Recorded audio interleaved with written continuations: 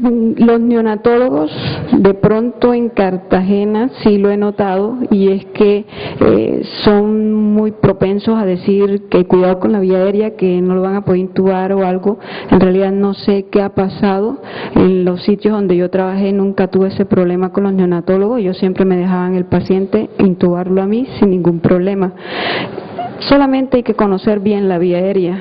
Yo no creo que haya necesidad, o sea, yo he intubado pacientes relajados, pacientes sin relajar. Lo que se tiene que tener es un buen conocimiento de la vía aérea del paciente neonato y saber la maniobra, cómo se deben ellos acomodar para hacer una intubación exitosa. Pero realmente ellos uno los puede inducir, los puede relajar. Es más, si uno los relaja, pues si uno los relaja, ve mejor todas las estructuras. Incluso a mí que me toca a mis queridos residentes, yo les relajo a todos los pacientes, por lo menos en las primeras 3 semanas de que están rotando conmigo. Paciente pequeñito de menos de 1 año, se los relajo todos siempre para que ellos puedan intubar y puedan ver la glotis más fácil y estén un poquito más tranquilos para intubar. Ya cuando uno tiene un poquito más de experiencia puede decir no los relajo, lo tengo un muy buen plano y con eso logro una intubación exitosa. Eso depende de la preferencia del anestesiólogo y del dominio que tenga el anestesiólogo. La recomendación a nivel mundial es que la anestesia neonatal debe ser dada por personas con conocimiento y experiencia en anestesia neonatal, y que una causa válida para la cancelación de un paciente es que uno como anestesiólogo no se sienta confiado para dar la anestesia en el neonato.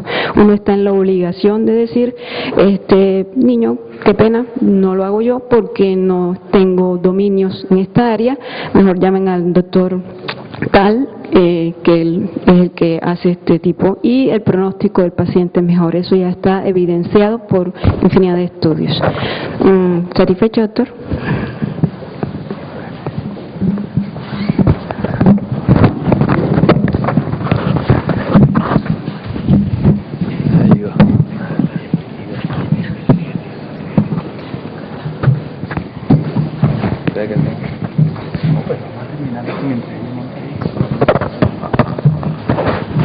Ok.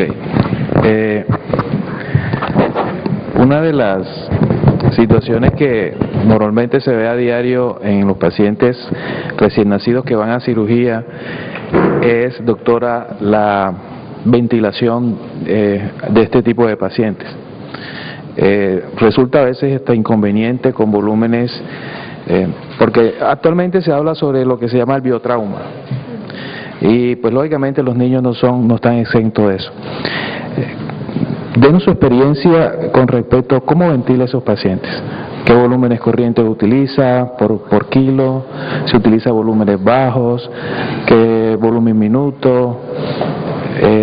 ¿Cómo maneja este tipo de pacientes la ventilación? Que para mí es que lo más crítico, sobre todo en aquellos pacientes que esas patologías que usted mostró de manera tan esquemática.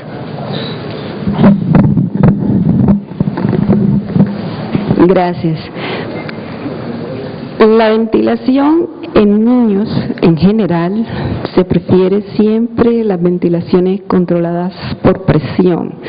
Hay una evidencia a nivel mundial que este tipo de ventilación es más beneficioso porque los volúmenes son variables, da como una semejanza o es un poco más parecida a la ventilación natural de las personas, y eso incluye los neonatos. En cirugía tenemos un pequeño problema, y el pequeño problema es que al niño lo están operando, y cuando al niño lo están operando les hacen restricción en la ventilación porque los campos quirúrgicos, cuando los colocan sobre el paciente, cambian inmediatamente las presiones ventilatorias, y eso hace que los volúmenes disminuyan.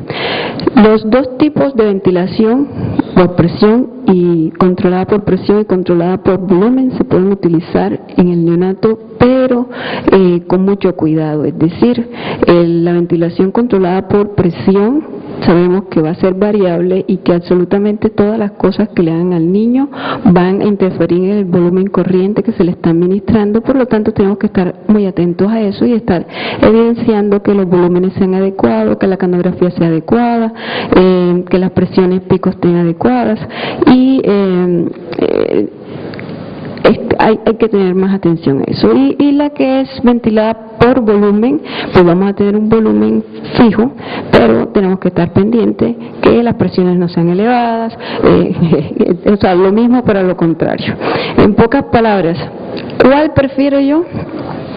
Por lo general yo los pongo por volumen, porque por presión, la manipulación que hacen permanentemente sobre el paciente hace que la variabilidad sea muy grande y me quita mucho tiempo estar cada rato estar verificando que el volumen que le estoy administrando al paciente sea el suficiente. Esa es la única razón por la cual lo hago controlado por volumen. Pero si el paciente no tiene ese problema, él preferiría entonces la ventilación por presión. Siempre hipercapnia permisiva, siempre está recomendada la hipercapnia permisiva, siempre en todos estos pacientes. Sí, sí. Cuando tienes alternativa de ventilación manejada por presión con volumen garantizado. Mi máquina no tiene eso. Sería lo ideal, pero mi máquina, pues no sé si las que yo manejo y a las que tengo acceso, ninguna tiene eso, ya, desafortunadamente, pero sí sería lo ideal. ¿Alguna otra pregunta mientras que solucionamos aquí algunos detalles técnicos para que la doctora Varela nos atienda en la conferencia?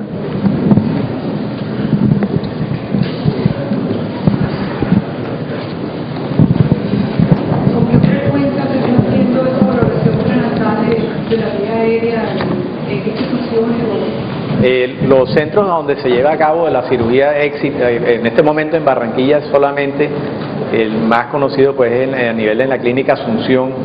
Hay un grupo de perinatólogos que está trabajando eso, pero en realidad esa valoración se hace en cualquier parte donde haya evidencia en la ecografía del segundo trimestre de que hay alguna malformación de la vía aérea. Entonces ahí tiene que entrar el perinatólogo a determinar qué estudios adicionales se le va a hacer en cuanto generalmente resonancia magnética, para que en grupo, con un cirujano pediatra, todo el equipo completo se decida en qué momento se va a intervenir ese paciente. Eso indudablemente va aumentando a medida de que, como ya ven en todas partes, pues los diagnósticos van mejorando, los equipos se van mejorando. Entonces pasa como con los ancianos, los marcapasos, que antes uno exóticamente veía un marcapaso, cada vez más te vas encontrando pacientes con marcapasos. Entonces esa valoración prenatal de la vía aérea indudablemente va a ir aumentando a medida que la cobertura de salud de la población aumenta. Esa es la cuestión, y es una valoración pues en realidad no tanto del anestesiólogo, sino que nos va a competir en algún momento que nos toque intervenir en un paciente de eso. El doctor Soto.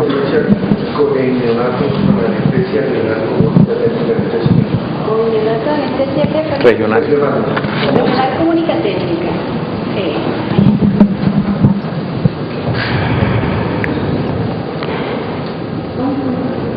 Lo bueno y lo malo de la anestesia neonatal es que no es frecuente. Ya. Lo bueno es porque al no ser frecuente, pues hay menos niños en mal estado, ¿no? Lo malo es que no nos deja practicar mucho, por así decir, con esto. A mí me toca mucho, ese tema de la frecuencia de presentación es justamente por los residentes. Los residentes siempre tienen la expectativa de hacer cirugía neonatal en su rotación, pero como no son patologías frecuentes, pues no se hace mucho. Como técnica de anestesia única, he hecho muy infrecuentemente para herniorrafia inguinal, y casi siempre lo hago para que el residente aprenda la técnica, vea cómo se hace y observe lo que está pasando, porque no es frecuente que me lleguen al hospital estos pacienticos que se pueden hacer con técnica regional única. La otra que se puede hacer con técnica regional única, que es la hipertrofia pilórica, yo personalmente no me gusta. No creo que la técnica regional única esté indicada en esta patología por el riesgo de broncoaspiración del paciente, pueden estar manipulando estómago y no voy a tener una adecuada protección de la vía aérea y él se puede broncoaspirar aunque no esté con anestesia general. Entonces, prácticamente cuando uno habla de técnica regional única, está más para los pacientes con herniorrafia inguinal que van a operar, justamente pensando en que son pacientes que se les quiere dar de alta porque vienen de su casa y uno los quiere mandar para la casa. Doctor Gustavo. Sí, yo tengo. Este uso de la regional en neonatos, sí, en realidad lo más común es el exprematuro, en donde se utiliza para la herniorrafia inguinal. Es lo más común para evitarles pues el riesgo teórico de apnea postoperatoria, que produce con anestesia general. Sin embargo, también hay alguna reserva que igual este niño tiene que ir a vigilancia después de la cirugía. La anestesia raquídea es muy poco utilizada en estas edades porque, como saben todos, la duración es mínima, eso es rapidito por el recambio de líquido cefalorraquídeo que tienen, entonces no vale la pena porque no les va a dar casi ni analgesia a los pacientes. Pero sí es una técnica sí que es válida y sí hay descripciones de casos hasta de cierre de ductos arteriosos con bloqueo caudal, y que son técnicas a tener en cuenta sobre todo para centros de pronto que no tienen toda la tecnología o todas esas cuestiones para llevar a cabo una anestesia general exitosa. Entonces hay muchos relatos anecdóticos de gente que ha utilizado estos bloqueos porque no tienen otra forma de llevar a cabo esas cirugías, pero sí en realidad pues se pueden llevar a cabo, y mucho en realidad en los centros de formación es donde más se utiliza. Doctor Luna. La anestesia de los pacientes ambulatorios, más que todo, que utilizan La analgesia.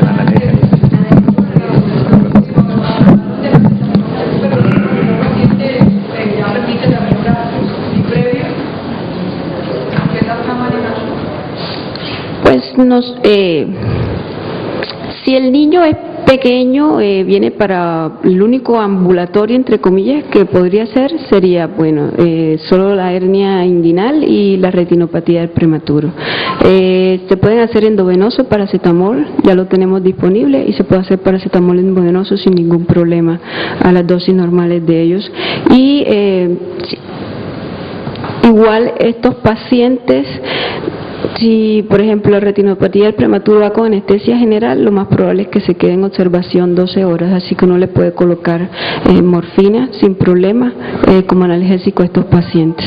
En la dipirona, que es un medicamento que utilizamos en toda Colombia y que pues aquí está autorizado a utilizarlo, se puede utilizar a dosis de neonatos sin ningún problema, pero por lo general el de elección es paracetamol y uno lo puede utilizar endovenoso en los pacientes.